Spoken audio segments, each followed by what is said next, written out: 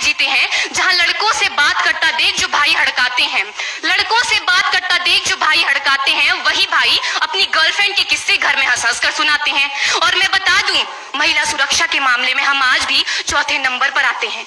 हम ना एक ऐसे समाज में जीते हैं जहां पत्थर की मूरत को लगते हैं 56 भोग और भूखे नंगे तड़पते सो जाते हैं लोग, भूखे नंगे तड़पते सो जाते हैं लोग। मजदूर को मजदूर समझिए, मजबूर नहीं। गरीब को काम दीजिए, दान नहीं। और अगर दान देने के इच्छुक हैं तो जीते जी रक्तदान दीजिए और मरने के बाद अंग दान देकर किसी मरते हुए को जीवन दान दीजिए। यही सच्ची देशभक्ति और यही सच्चा राष्ट्र प्रेम है। ना सरकार मेरी है ना रब मेरा है, ना सरकार मेरी है ना रब मेरा है, और ना ही ये बड़ा सा नाम मेरा है। बस इतनी सी बात का गुरूर है मुझे कि मैं भारत की हूँ और ये भारत मेरा है और ये भारत मेरा है। परंतु एक वैचारिक बीमारी हमारे समाज में मुझे नजर आती है। कहा जाता है हम दुनिया के सबसे बड़े लोकतंत्र हैं, जहां हिंदू पैदा होते हैं, मुस्लिम, सिख और ईसाई भी पैदा होते हैं, लेकिन बदकिस्मती है अब इंसान पैदा नहीं होते। और मेरे विचारों में ना हिंदू की जरूरत है ना मुसलमान की जरूरत है। राष्ट्र निर्माण के लिए केवल अच्छे इंसान की जरूरत है, केवल अच्छे इंसान की जरूरत है। जरा सोच कर देखिए, ये पेड़ पौधे और शाखाएं भी परेशान हो जाएं अगर परिंदे भी हिंदू और मुसलमान हो जाएं।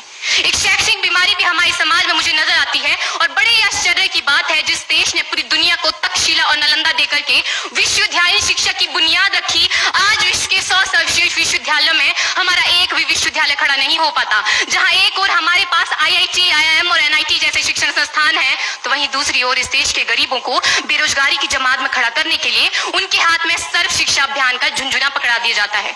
और मैं बता दूं, इस शैक्षणिक बीमारी का केवल एक कारण वो ये कि हमारे देश की शिक्षा नीति केवल 2 तरह के लोगों के लिए बनती है। पहले वो जो विद्वान हैं और दूसरे वो जो धनवान हैं।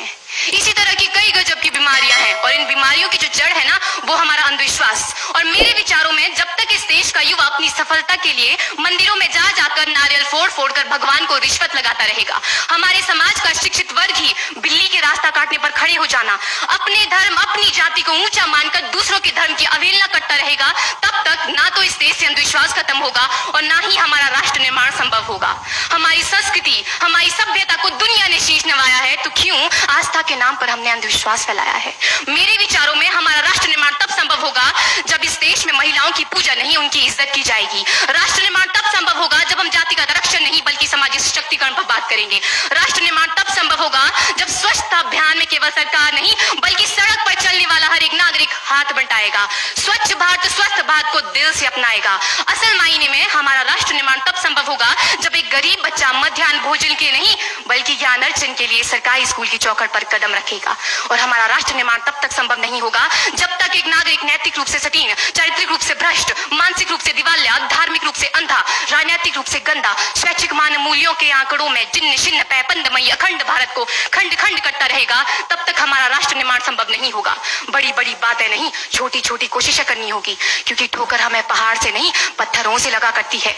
I being an Indian, I being a student, I being a symbol daughter of this motherland feel proud to be an Indian। और मैं सैल्यूट करना चाहूंगी सरहद पर दिन रात हमारी रक्षा के लिए खड़े हर उस जवान को, इस देश की पुलिस, प्रशासन और किसान को, और इस देश के हर उस व्यक्ति को जो अपना काम पूरी ईमानदारी, पूरी मेहनत और पूरी लगन से करते हैं, जिनके बिना राष्ट्र निर्माण की कल्पना करना भी असंभव सा लगता है। और आज इस मंच पर पूरी जिम्मेदारी के साथ मैं भारत की बेटी ये कहती हूँ कि हमारा राष्ट्र निर्माण तब संभव होगा जब हम सभी, मैं, आप, हम सब मिलकर प्रयास करेंगे, क्योंकि हमारे देश की जिम्मेदारी नहीं है हमें आगे ले जाने की, हमारी जिम्मेदारी है अपने देश को आगे ले जाने की, अपने राष्ट्र को आगे ले जाने की, अपने वतन को आगे ले जाने की। तो अंत में मैं बस यही कहना चाहूंगी, मेरा हिंदुस्तान महान था, महान है, महान रहेगा। मेरा हिंदुस्तान महान था, महान है, महान रहेगा। होगा हौसला सबके दिलों में बुलंद तो एक दिन पाकिस्तान भी जय हिंद कहेगा। पाकिस्तान ही क्यों, सारा जहान जय हिंद कहेगा, क्योंकि सारे जहां से अच्छा हिंदुस्तान हमारा, सारे जहां से अच्छा हिंदुस्तान हमारा, हम बुलबुलें हैं इसकी, ये गुलिस्तान हमारा, ये गुलिस्तान